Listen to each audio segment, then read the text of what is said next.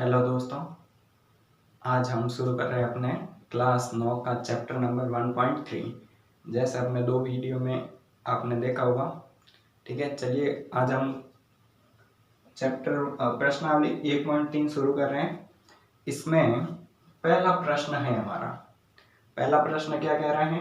निम्नलिखित भिन्नों को दशमलव रूप में लिखिए और बताइए कि प्रत्येक का दशमलव प्रसार किस प्रकार है। अब दशमलव प्रसार कैसा है इसका?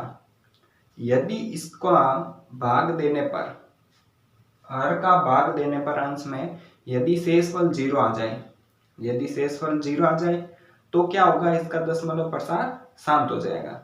और यदि इसमें भाग देने पर शेषफल 0 नहीं आए तो क्या होगा? इसका दशमलव प्रसार अशांत होगा। ठीक है, तो चलिए देखो। अब 36 में क्या करना है? 100 का भाग देना है। जब नीचे 100, 10 या 10 का कोई गुणक हो तो अपन सीधा ही क्या करते हैं? जितने नीचे 0 हो उतनी संख्या आगे पॉइंट लगा देंगे। तो ये क्या हो जाएगा? इसका दशमलव प्रसार दशमलव कैसा हो जाएगा? 0.36, यानी कि मतलब 36 में 100 का भाग देंगे। 36 में 100 का भाग दो, भाग नहीं जाता है, पॉइंट लगाया, यहाँ पे 0 लग गया तो गया 3 बार 300। 300 में से 360 में से 300 गया, पीछे बचा 60। अब भाग नहीं जा रहा है, 1 0 लगाया 6 बार तो कितना हो गया? 600। तो ये हो गया पूरा भाग, यानी कि 0.36 आ गया है। ठीक है, अब भाग देना है 0.36, यानी कि भाग पूरा पूरा चला गया है। तो भाग पूरा पूरा चला गया है तो इसका मतलब क्या है कि इसका दशमलव प्रसार शांत है। तो ये क्या हो जाएगा? शांत दशमलव प्रसार। ये दशमलव प्रसार कैसा हो गया? शांत हो गया। दूसरा कह रहा है 1/11। अब क्या करेंगे? 1 में 11 का भाग देना है। तो 1 में 11 का भाग जाता नहीं है, क्या करेंगे? पॉइंट लगाएंगे, यहाँ पे 0 लगाया। ठीक है, अब भी भाग नहीं जा रहे हैं तो क्या करेंगे? 1 0 और लगाएंगे। ठीक है, तो कितने 0 यहाँ पर और लगाना पड़ेगा? तो 11 9 99। तो कितना बचा? 1 बचा, फिर और 0 लगाएंगे। 1 0 लगाया, भाग नहीं जा रहा है, एक और 0 लगाने पर यहाँ पे क्या लगाएंगे? 0 लगाएंगे। तो 11 9 99, तो ये और आ गया, पीछे 1 बचा। तो मतलब 0.9 0.0909 ऐसे आगे से आगे क्या होता जाएगा? बढ़ता जाएगा। इसकी पुनरावृत्ति हो रही है, वापस क्या हो रही है? पुनरावृत्ति। तो पुनरावृत्ति होती है तो वो दशमलव का प्रसार अशांत होता है। कैसा हो जाएगा? दशमलव प्रसार अशांत। ठीक है, अब देखो 4 सही 1/8। तो 4 सही 1/8 को क्या करेंगे अपन? पहले तो इसको साधारण भिन्न में परिवर्तन करेंगे। तो क्या करना है? 8 को 4 से गुणा करो। तो 8 चौक 32 और 1 33, 33/8। अब 33 में क्या करना है? 8 का भाग देना। 33 में 8 का भाग दो, 8 चौक 32, 1 भाग नहीं जा रहा है, पॉइंट लगा 0। तो 8 एकम 8, पीछे बचा 2 0, 8 दूनी 16, पीछे बचा 4, 0 लगा, 8 2 पंजे 40। तो भाग चला गया पूरा पूरा, यानी कि 4.125। शेषफल 0 आ गया। इसका मतलब क्या है? दशमलव प्रसार शांत है। ठीक है भाई, तो चलिए दशमलव प्रसार कैसा हो गया? शांत हो गया इसका। फिर है 3/13। तो 3/13 में क्या करेंगे? 3 का भाग देंगे 13 में। 3 में 13 का भाग देंगे तो जाएगा नहीं, पॉइंट लगाएंगे 0। 13 दूने 26, पीछे बचा 4, फिर 0, 13 39, फिर 1 0 लगाया, भाग गया नहीं तो क्या करेंगे? एक और 0 लगाने पर यहाँ पर 0 लग जाएगा। तो कितनी बार भाग चला जाएगा भाई?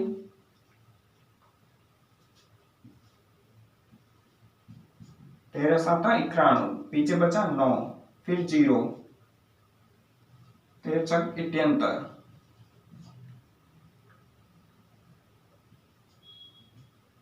मतलब क्या होगा भाई? इसमें भाग आगे से आगे जाता ही रहेगा। 0.2307 आगे से आगे बढ़ता रहेगा, तो ये क्या हो जाएगा, दशमलव प्रसार अशांत हो जाएगा। फिर भाग दे रहे हैं 2 में 11 का, तो 2 में 11 का भाग देना है।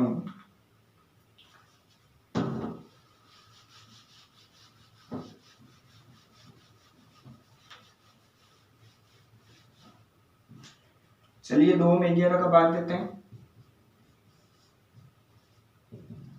तो भाग जा नहीं रहा है, क्या लगेंगे, 0 लगेगा। तो एक बार गया, पीछे बचा 9, फिर 0 लगा, 8 बार गया, फिर पीछे बचा 2, 0 लगा, एक बार गया, फिर पीछे बचा 9, फिर कितने बार जाएगा, 8 बार जाएगा। तो क्या आ जाएगा, 0.1818, ऐसे ऐसे आगे से आगे चलता जाएगा, दशमलव प्रसार हो जाएगा अशांत। अब क्या करना है, 329 में 400 का भाग देना है। 329 में 400 का भाग देना है, तो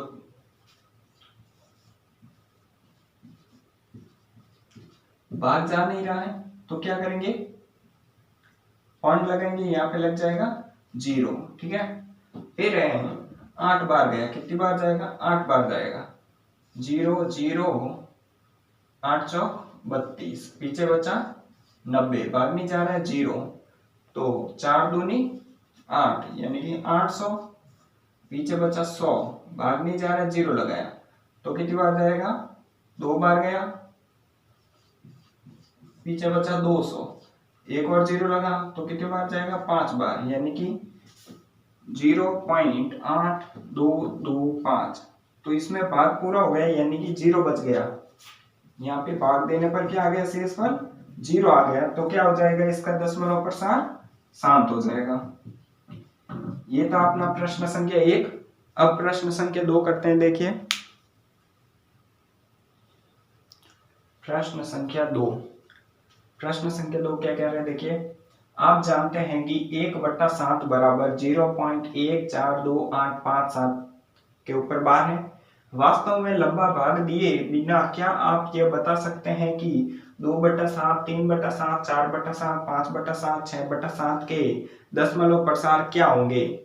यदि हाँ तो कैसे? चलिए प्रश्न शुरू करते हैं। अब मान दिया हुआ है 1/7 का, क्या दिया हुआ है, 1/7 बराबर है 0.142857, ये इसका मान है। अब निकालना है 2/7 का मान, तो 2/7 को मैं ये लिख सकता हूं 2 × 1/7। 2/7 को क्या लिख सकते हैं अपन, 2 × 1/7, यानी कि 2 को 1 से गुणा करेंगे तो वापस क्या हो जाएगा, 2/7, ठीक है। अब 1/7 का मान है अपने पास, 2 × 1/7 का मान है 0.142857, इसके ऊपर बार। अब इसको क्या करना है, 2 से गुणा करवाना है, तो इसको 2 से गुणा करते हैं तो क्या हो जाएगा,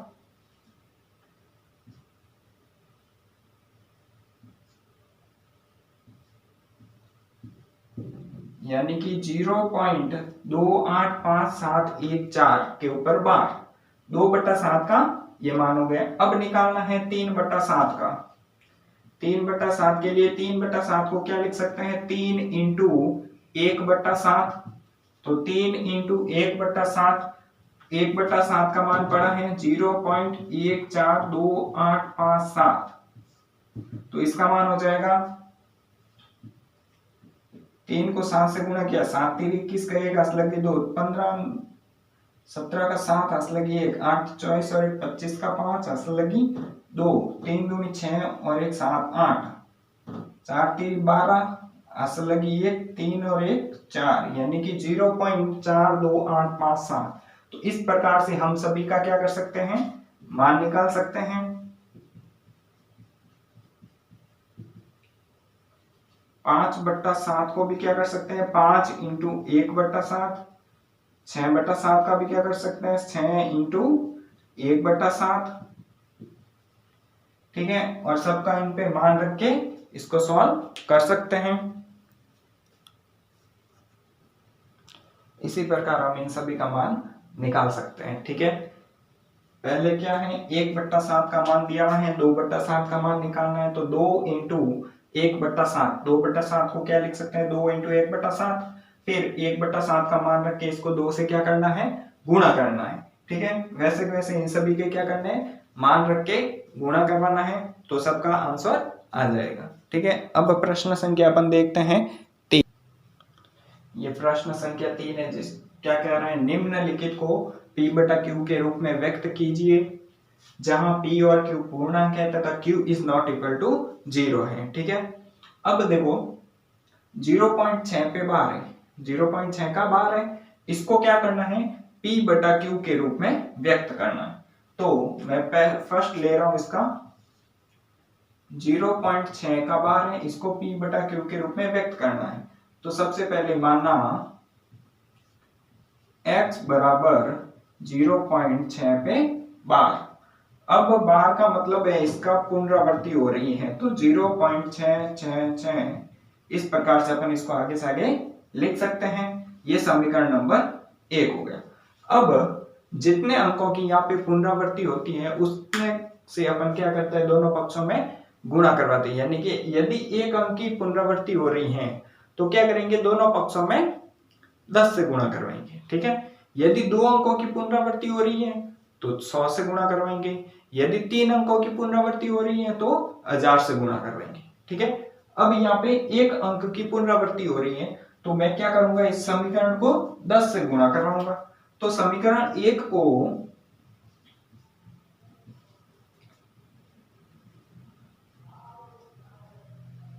दोनों पक्षों में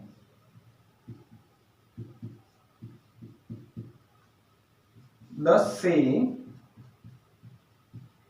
गुणा करने पर, तो दोनों पक्षों में 10 से गुणा करेंगे तो क्या हो जाएगा, x को 10 से गुणा करेंगे तो 10x बराबर 0.666 को 10 से गुणा करेंगे तो ये हो जाएगा 6.666। समीकरण नंबर 2 10 से गुणा करवाते हैं तो 10 में 1 0 है तो पॉइंट क्या हो जाएगा, एक संख्या पीछे सरक जाएगा। ठीक है, पॉइंट इधर चला गया तो कितना हो गया, 6.666, क्योंकि यहाँ पे आगे पुनरावृत्ति हो रही है तो आगे 6 आता रहेगा। अब क्या करना है, समीकरण 2 में से समीकरण 1 को घटाना है। तो समीकरण 2 में से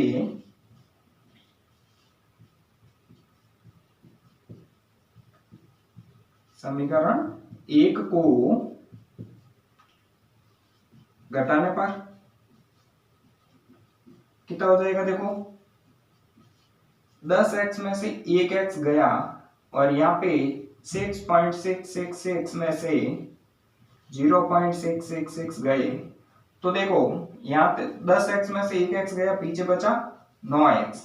यहाँ पे पॉइंट के बाद में सारे 6 हैं और यहाँ पे भी पॉइंट के बाद में सारे 6 हैं, तो वो क्या हो जाएंगे, कैंसिल हो जाएंगे, पीछे बचेगा 6।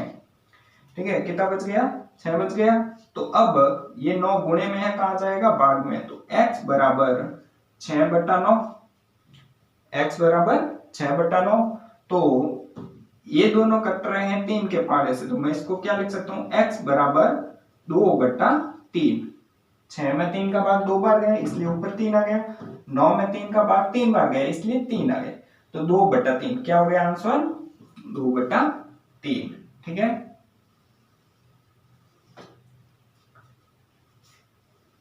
अब है हमारा सेकंड नंबर 0.47 पे बार है। ठीक है, 7 पे क्या है, बार है। तो अब यहाँ पे एक अंक की पुनरावृत्ति हो रही है। सबसे पहले माना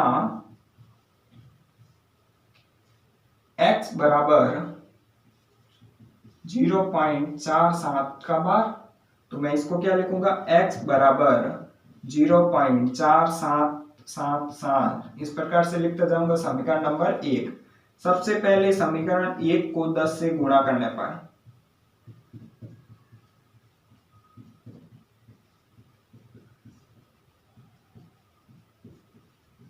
समीकरण 1 को क्या करेंगे, सबसे पहले 10 से गुणा करेंगे तो कितना हो जाएगा, x बराबर 4.777 समीकरण नंबर 2।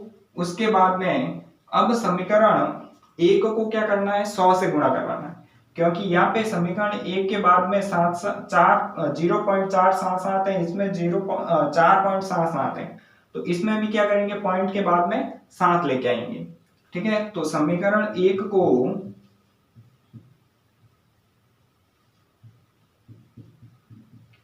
100 से गुणा करने पर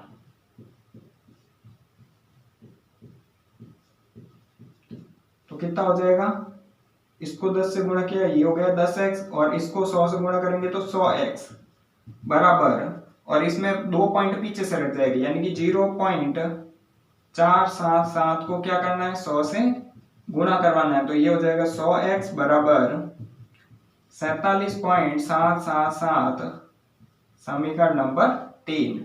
अब समीकरण 3 में से समीकरण 1 को घटाने पर, समीकरण 3 में से नहीं, समीकरण 3 में से समीकरण 2 को क्या करेंगे, घटाएंगे। समीकरण 3 में से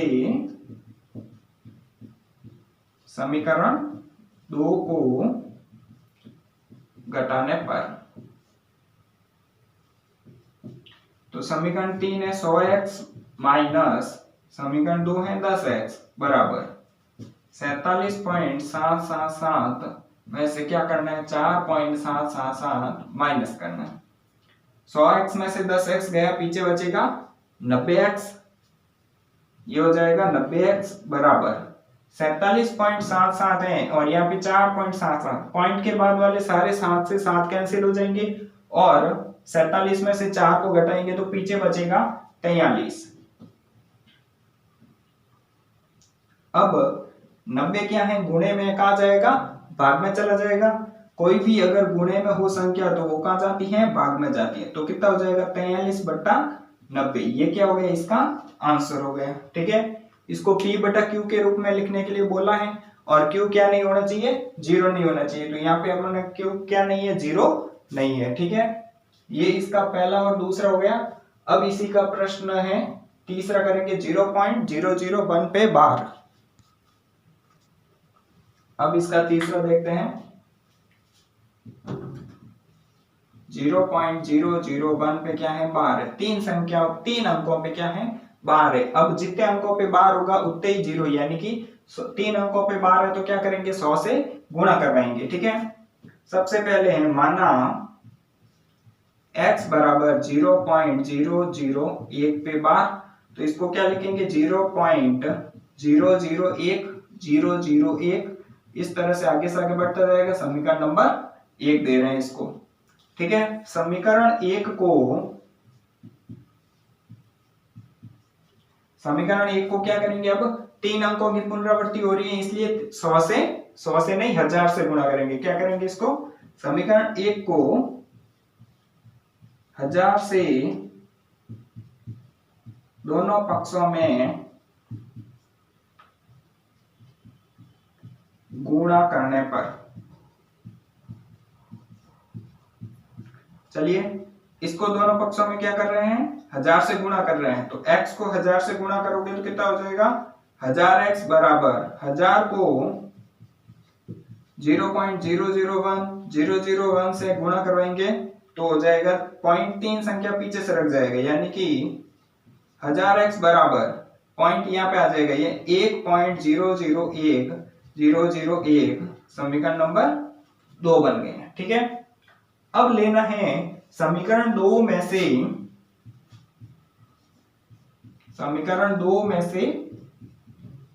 समीकरण 1 को घटाने पर,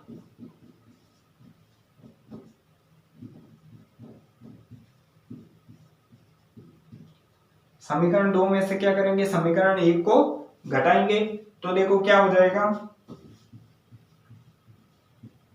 1000x में से 1x घटाएंगे और 1.001001 में से क्या करना है, 0.001001 को घटाना है, तो ये हो जाएगा 1000 में से 1x गया, पीछे बचा 999x बराबर, और पॉइंट के बाद वाली संख्या कट जाएगी, पीछे बचेगा 1, x बराबर हो जाएगा 1/999 99। कितना हो जाएगा 1/999।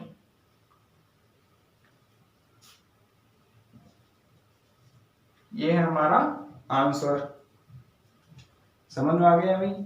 ठीक है, चलिए अब अगला प्रश्न देखते हैं।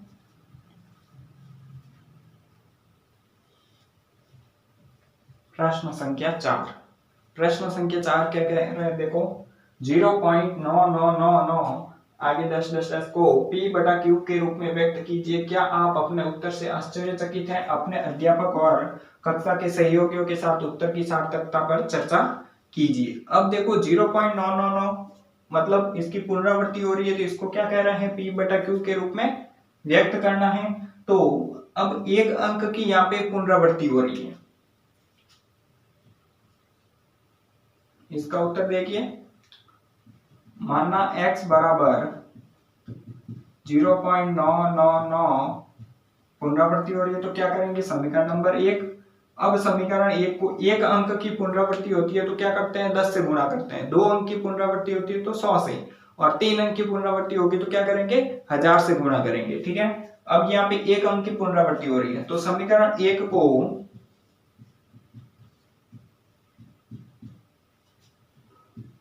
दोनों पक्षों में 10 से गुणा करने पर, जब एक अंक की पुनरावृत्ति होती है तो 10 से गुणा करते हैं। ठीक है, तो अब क्या करेंगे, इसको 10 से गुणा करेंगे दोनों पक्षों में, तो x को 10 से गुणा कराओगे तो कितना हो जाएगा, 10x बराबर 10 इंटू 0.999 को क्या करेंगे, 10 से गुणा करेंगे तो 0.1 संख्या पीछे से रख जाएगा। ठीक है, तो ये हो गया 10x बराबर 9.999 समीकरण नंबर 2। अब क्या करना है, समीकरण 2 में से समीकरण 1 को घटाएंगे। इस समीकरण में से इस वाले समीकरण को घटाना है। ठीक है, चलो समीकरण 2 में से समीकरण 1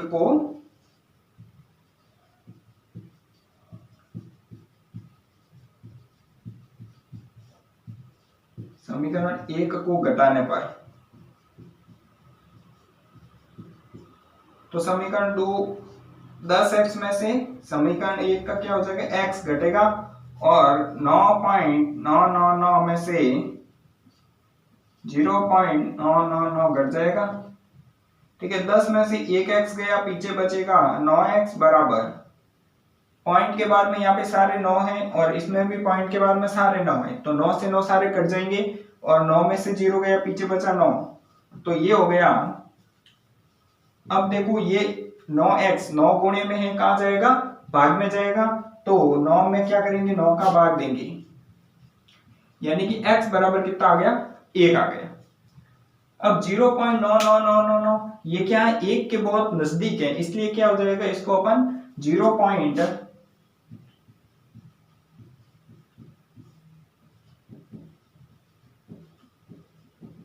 को अपन क्या कर सकते हैं, 1 के बराबर लिख सकते हैं। ठीक है, यह इसका आश्चर्यचकित आने वाला उत्तर था।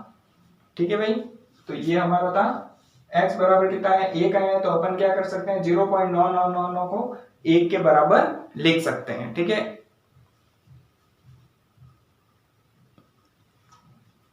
प्रश्न संख्या 5 है, 1/17 के दशमलव प्रसार में अंकों के पुनरावृत्ति खंड में अंकों की अधिकतम संख्या क्या हो सकती है? अपने उत्तर की जांच करने के लिए विभाजन क्रिया कीजिए। तो अब 1/17 क्या कह रहे हैं, 1/17, तो 1/17 में जो इसका दशमलव प्रसार होगा उसमें अधिकतम पुनरावृत्ति खंड में जो अंकों की अधिकतम संख्या है वो, अगर अपन देखें नीचे कितना है, 17 है, तो 17 से एक कम कितना आता है, 16, तो इसमें अधिकतम खंड की संख्या होगी 16, इससे ज्यादा नहीं होगी, तो अधिकतम अंकों की संख्या 16 हो सकती है।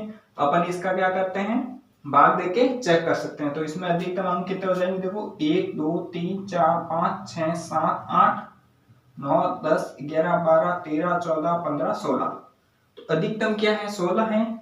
इसमें क्या हो गया, यहाँ पे शेषफल 1 आ गया, शेषफल यहाँ पे 1 है और भाज्य बराबर कितना है, यहाँ पे 1 है, यानी कि 1 में भाग देना शुरू किया था और शेषफल वापस 1 आ गया, यानी कि अब वापस भाग देंगे तो यही अंक आएंगे। ठीक है, तो इसकी पुनरावृत्ति होगी तो अधिकतम अंक कितने हो गए, 16 हो गए। ठीक है, ये था प्रश्न संख्या 5। अब प्रश्न संख्या 6 देखते हैं।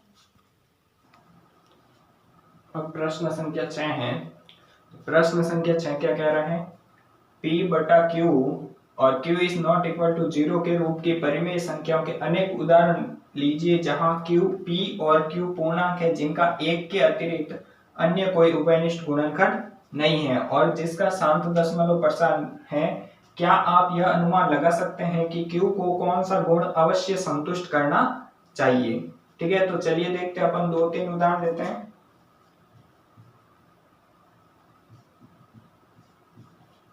तो सबसे पहले जैसे ले रहे हैं अपन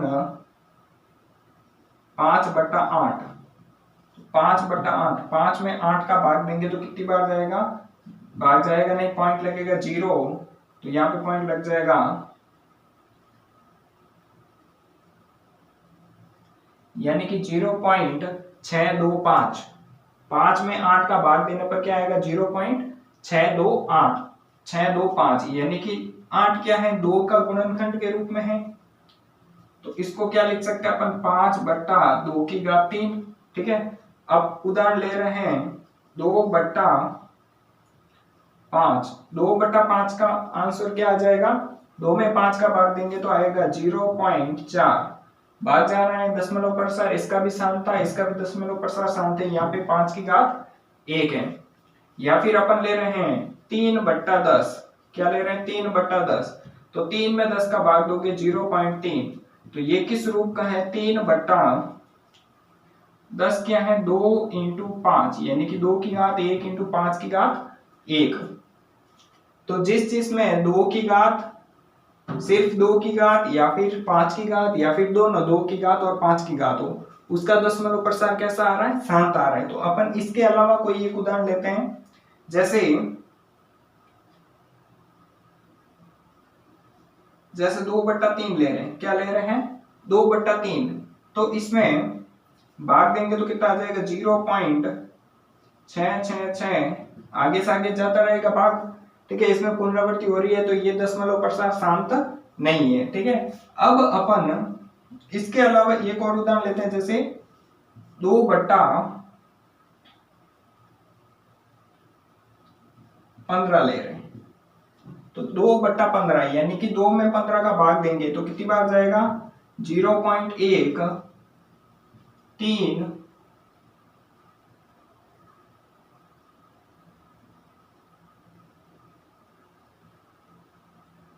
फिर 3, ऐसे आगे से आगे चलता रहेगा। तो इसमें भी देखो, ये तो इसमें 2 या 5 की घात है ही नहीं, इसमें 2 की घात नहीं है लेकिन 5 की घात है और उसके साथ में 3 की घात आ गई, तो ये दशमलव प्रसार अशांत हो गया।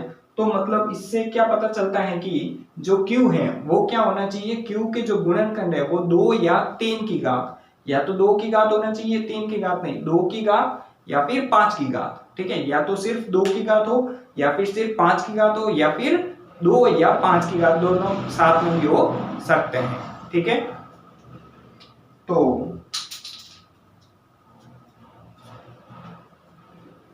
इसका उत्तर क्या लिख सकते हैं अपन, Q के गुणनखंड, Q के गुणनखंड केवल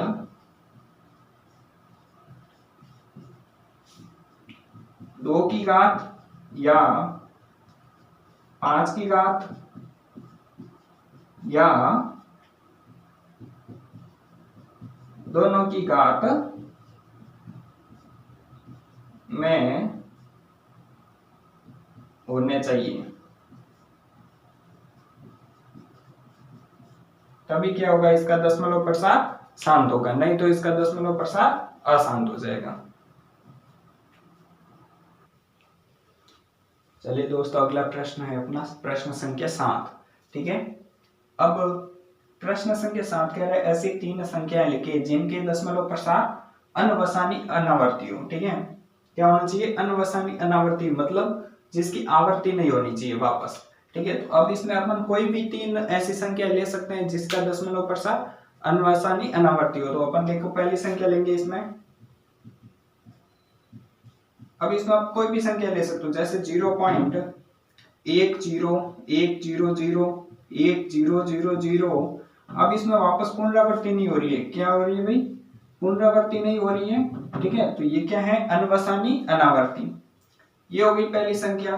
दूसरी संख्या 0.23 023 00023 00023, इस प्रकार से आगे से आगे संख्या आ सकती है।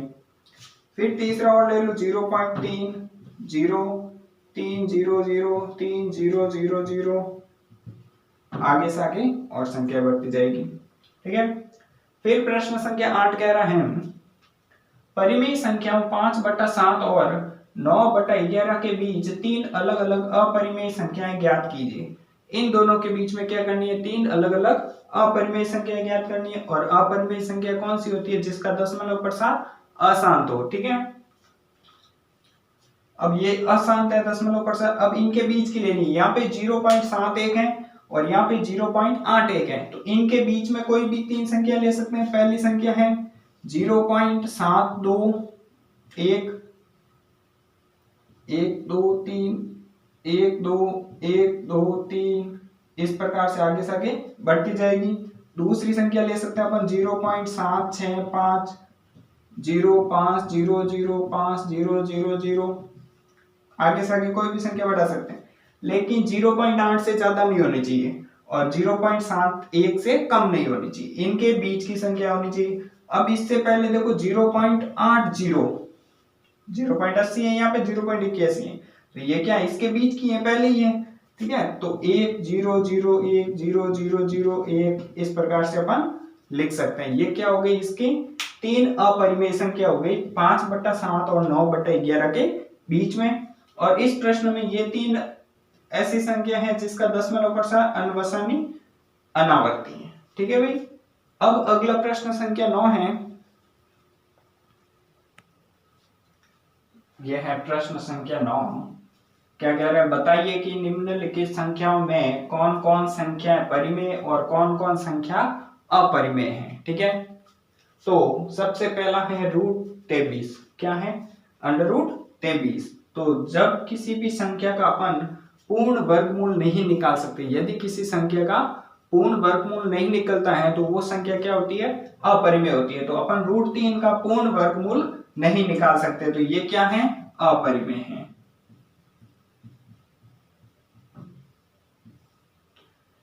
फिर देखो 225, √225, तो √225 इसका वर्गमूल निकालेंगे। 225 का वर्गमूल क्या है, 15 है, इसको अपन क्या लिख सकते हैं, 15 लिख सकते हैं। तो ये क्या हो गई, परिमेय संख्या हो गई।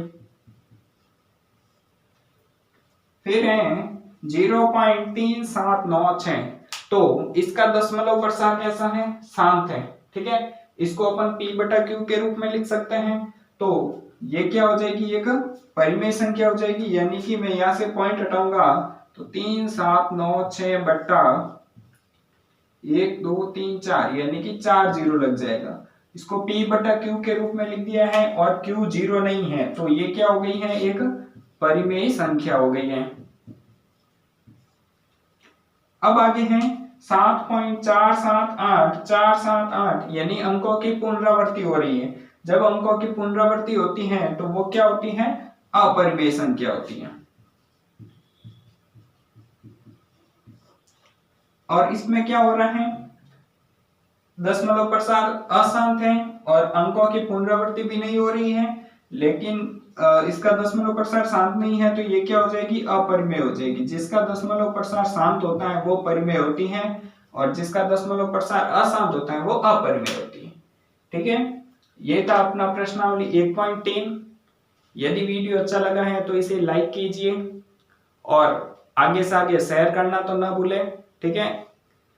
और हमारे वीडियो अगर आपको अच्छा लगा है तो इसको चैनल को सब्सक्राइब कीजिए। धन्यवाद।